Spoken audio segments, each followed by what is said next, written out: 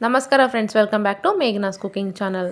ಸಾರಿನಲ್ಲಿ ಉಪ್ಪು ಹೆಚ್ಚಾದಾಗ ಹಸಿ ಆಲೂಗಡ್ಡೆಯನ್ನು ಹೆಚ್ಚಿ ಹಾಕಿದರೆ ಆಲೂಗಡ್ಡೆಯಲ್ಲಿ ಉಪ್ಪಿನಾಂಶ ಕಡಿಮೆಯಾಗುತ್ತದೆ.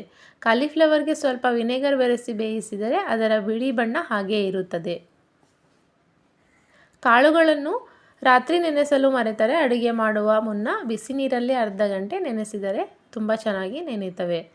ಬೆಳ್ಳಿ ಪಾತ್ರೆಗಳನ್ನು ವಿಭೂತಿಯಿಂದ ಮತ್ತು ಸ್ಟೀಲ್ ಪಾತ್ರೆಗಳನ್ನು ಗೋಧಿ ಹಿಟ್ಟಿನಿಂದ ತೊಳೆದರೆ ಜಿಡ್ಡು ಚೆನ್ನಾಗಿ ಹೋಗುತ್ತದೆ.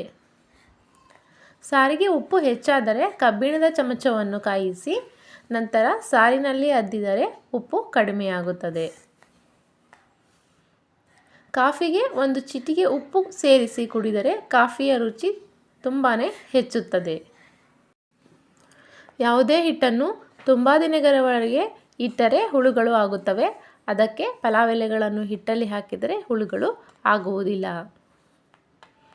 ಟೊಮೆಟೊ ಹಾಗೂ ಕಿತ್ತಳೆ ಹಣ್ಣುಗಳನ್ನು ಕುದಿಯುವ ನೀರಿನಲ್ಲಿ 2 ನಿಮಿಷಗಳ ಕಾಲ ಇಟ್ಟು ನಂತರ ತಣ್ಣೀರಿಗೆ ಹಾಕಿದರೆ ಸಿಪ್ಪೆಯನ್ನು ಸುಲಭವಾಗಿ ತೆಗೆಯಬಹುದು. ಆಲೂಗಡ್ಡೆಯಲ್ಲಿ ಬೇಯಿಸಿದ ನೀರಿನಿಂದ ಬೆಳ್ಳಿ ಮತ್ತು ಇತರೆ ಪಾತ್ರೆಗಳನ್ನು ಅಚ್ಚುಕಟ್ಟಾಗಿ ತೊಳೆಯಬಹುದು. ಟೀ ಸೊಪ್ಪನ್ನು ಗಾಜಿನ ಜಾಡಿಯಲ್ಲಿ ಹಾಕಿಟ್ಟರೆ ಟೀಯ ರುಚಿ ಹೆಚ್ಚುತ್ತದೆ. ತೊಗರಿಬೇಳೆ ಬೇಯಲು ಇಡುವಾಗ ಅದರ ಜೊತೆ ಒಂದು ಚೂರು ತೆಂಗಿನಕಾಯಿ ಹಾಕಿದರೆ ಬೇಳೆ ಬೇಗ ಮತ್ತು ಚೆನ್ನಾಗಿ ಬೇಯುತ್ತದೆ.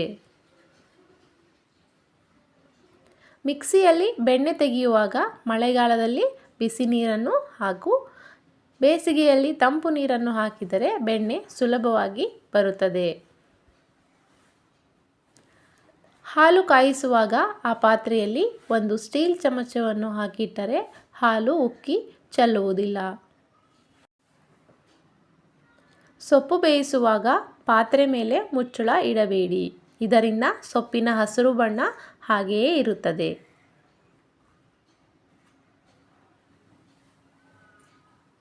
ಮಸಾಲೆ ಅಥವಾ ಕೊಬ್ಬರಿ ರುಬ್ಬುವಾಗ ಅದಕ್ಕೆ ಸ್ವಲ್ಪ ಉಪ್ಪು ಹಾಕಿದರೆ ಬೇಗ ನುಣ್ಣಗೆ ಆಗುತ್ತದೆ.